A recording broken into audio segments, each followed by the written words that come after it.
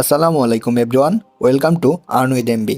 Major টোকেনটা যদি আমরা বিটগেটে ডিপোজিট করি তাহলে এখান থেকে কিন্তু $5 থেকে $100 পর্যন্ত একটা এক্সট্রা রিওয়ার্ড আমরা পাবো। এটা বিটগেট FCFS অর্থাৎ ফার্স্ট কাম ফার্স্ট সার্ভ বেসিসে দিবে। তো যারা সর্বপ্রথম বিটগেটে মেজর টোকেনগুলো ডিপোজিট করবে তারা কিন্তু এই বোনাসটা পাবে।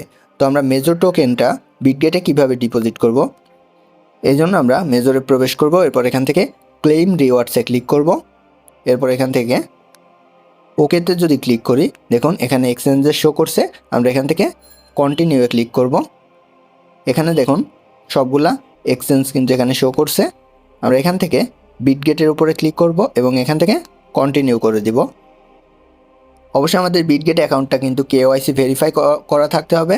এরপর আমরা এখান থেকে ইয়েস আই হ্যাভ ইট এটার উপরে ক্লিক করব। এখানে দেখুন আমাদের বিটগেট ইউআইডি এবং মেজর ডিপোজিট অ্যাড্রেস চাচ্ছে, এটার জন্য আমরা বিটগেটে চলে যাব। এখান থেকে অ্যাড ফান্ডসে ক্লিক করব। এরপর এখান থেকে ডিপোজিট ক্রিপ্টোতে ক্লিক করব। এরপর এখান থেকে সার্চ বাটন থেকে আমরা মেজর সার্চ করে নিব। উপরে যে টোকেনটা আছে এটা কিন্তু মেজর টোকেন, এটার উপর আমরা ক্লিক করব। নিচে যেটা আছে এটা মেজর পয়েন্ট, এটা আমরা স্কিপ করব। আমরা উপরের মেজর টোকেনটা এটার উপরে ক্লিক করব। দেখুন এখানে আমাদের ডিপোজিট অ্যাড্রেস শো করছে। আমরা এখানে কপিতে ক্লিক করে এটা কপি করে নিব এবং এখানে মেজর ডিপোজিট অ্যাড্রেসে এসে এটা পেস্ট করে দিব। এরপরে বিটগেট ইউআইডি এর জন্য আমরা এখান থেকে আবারও বিটগেটে চলে যাব এবং এখান থেকে উপরে যে প্রোফাইল আইকনটা আছে এটার উপরে ক্লিক করলে আমাদের ইউআইডিটা শো করবে। আমরা ইউআইডির উপরে ক্লিক করে এটা কপি করে নিব এবং এখানে এসে পেস্ট করে দিব। এরপরে এখান থেকে সেন্ড বাটনে ক্লিক করলে এটা কিন্তু সেন্ড হয়ে যাবে। তো এর আগে অবশ্যই আমরা এটা চেক করে নিব। চেক করা হয়ে গেলে আমরা এখান থেকে সেন্ডে ক্লিক করব।